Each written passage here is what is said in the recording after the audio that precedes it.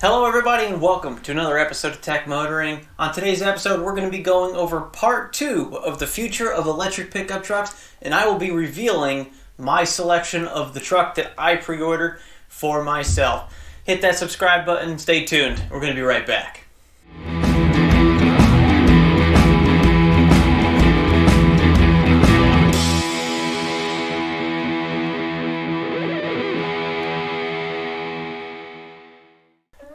Alright everybody, well here we are. We are looking at the future of electric pickup trucks part 2. So we're going to go over the trucks that I had gone over last episode and see what changes we've seen already with those trucks. And then after that I'm going to be revealing my pickup truck that I pre-ordered for myself. So anyway, let's get started. Let's go from the top. So the first truck that we looked at was the Ford F-150 electric pickup truck.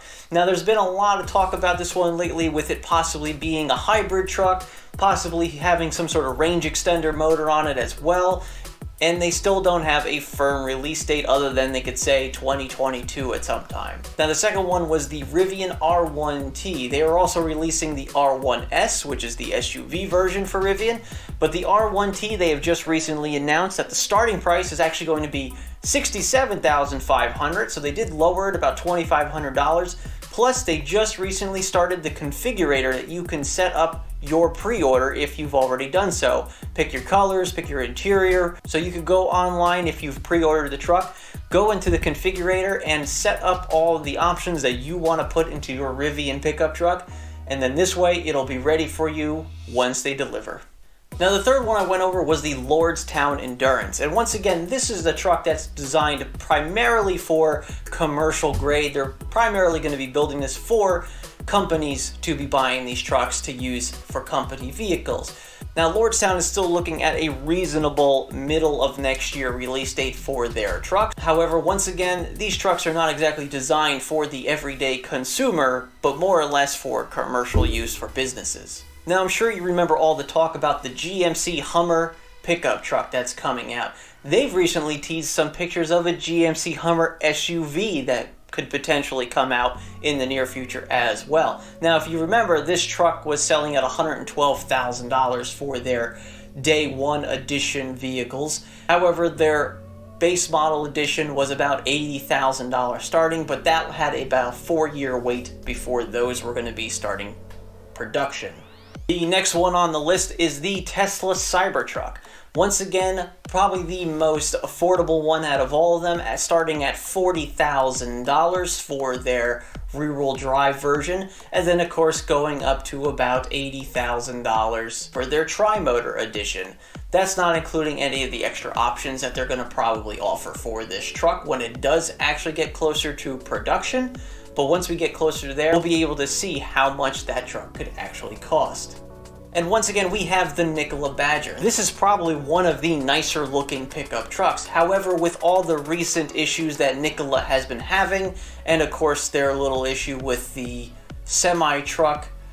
Now you may have remembered that GM was in talks with Nikola to manufacture the Badger pickup trucks. However, those talks have been suspended and currently have not been resumed as far as we know.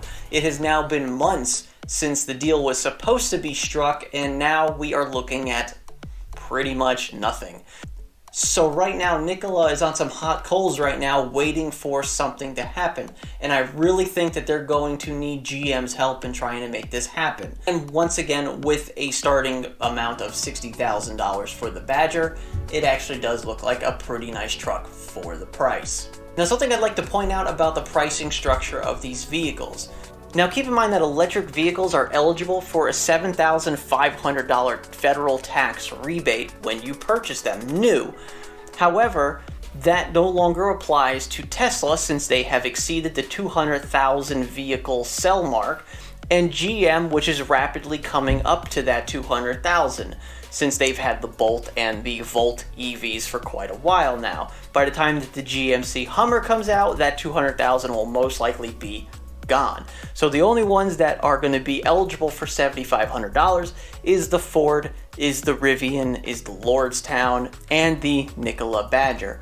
So That's an extra $7,500 off the price of the vehicle have you gone with one of these companies. Once again, Tesla and GM are not going to be eligible. All right, everybody. Well, I think it's about time now that I reveal the truck that I ordered for myself and the reasons why. So for a little bit of movie magic here, we are going to show you what I got.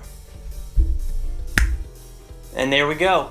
The Tesla Cybertruck, everybody. That is the one that I decided to go with. So why did I go with the Tesla Cybertruck? Well, there's a few reasons why I went with it. Number one, it is one of the most affordable pickup trucks out there. Yes, that is absolutely true. That makes a big deal when buying a car. Price is a big thing, and considering you could get into a Tesla Cybertruck for only $40,000, it makes a big deal. So any options that I want in the Cybertruck later on, I can afford because of the fact that the vehicle itself was so cheap. A couple other reasons I went with that was the Supercharger Network. Now the Supercharger Network, if you're not familiar, is a nationwide charging network that can charge your vehicles very quickly and very efficiently. And they are spread out quite nicely throughout the United States. And you're able to go from coast to coast and from north to south by using the Tesla Supercharger Network. So I'm really impressed with Tesla when it comes to the Supercharger Network. Now, I know a lot of people don't like the looks of the Cybertruck, and I understand why. I mean, it's definitely not your typical everyday current pickup truck on the market. He has said that he is going to have some slight minor redesigns to the body very soon, possibly even before I get this video out to you guys on YouTube. However, that being said, I don't mind the way that the truck looks as it is. I think it's pretty cool with the full stainless steel body. I think the truck looks pretty awesome. Now, I went with just a standard single motor rear wheel drive version of the truck because I don't live in a climate where we have a lot of snow. I'm not planning on doing any off-roading with it. So I did not need a four-wheel drive pickup truck for really any reason. I just like to have a truck to be able to haul things. Plus, I'm planning on using the Cybertruck as our tripper. So when we go to take long road trips, we can take the Cybertruck with plenty of room in it and still be able to travel long distances.